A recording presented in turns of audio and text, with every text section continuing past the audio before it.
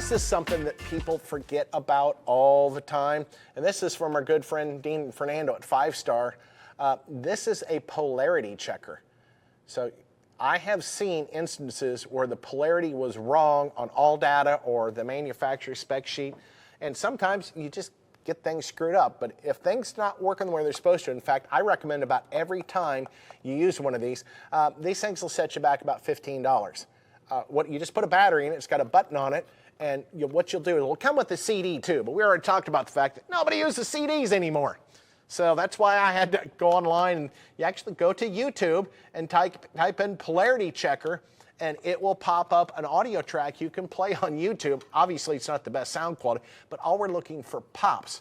So what this will do is you'll get 3 positive pops and then a negative pop. Now, a positive pop is where that speaker is going to push out and not go past its static point, so go out and back, out and back, out and back. It'll do that 3 times. That should light up the green LED, and then it'll give you a negative, which is where the speaker pulls into the basket, and that will light a red LED. And you'll have to do a little bit experimenting with volume before you can get it right, because certain volumes and certain speaker placement and frequency ranges are going to affect it. But you'll get to a point where you'll be able to discern, hey, I got 3 green and 1 red, 3 green and 1 red. Then you know your speaker's in polarity, and do that with all the speakers in the car to make sure they start off in polarity. I can't tell you, well, here's another good example. Those darn Chryslers out there with the 3.5s in the dash, like the Chargers, the Challengers, the Journeys, the Ram trucks, they generally wire the left dash speaker out of polarity. On purpose. I mean, you wire it by the specs and it is wired out of polarity. Now, they do that for kind of an interesting reason. When we're looking to set things up with time alignment and polarity and make sure everything's right, we're looking for a good center image. We're looking for that nice, clean, dedicated center image. When you put something out of polarity, it scatters it everywhere. They're trying to make it sound bigger than it really is, which really hinders the sound quality. We're looking for that focus center image, so we're looking for 2 completely different things. That's why I say have the polarity checker, and if you're using time alignment, when you go back through and do the time alignment to all the speakers, that will put the sound exactly where it's supposed to be. But there's a catch.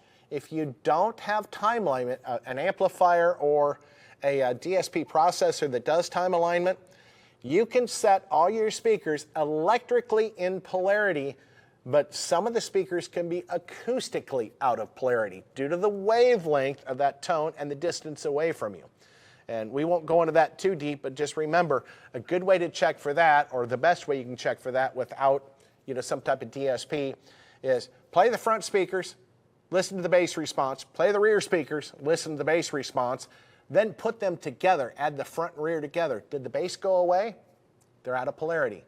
Did the bass not change? Well, it may not be enough to even make any difference.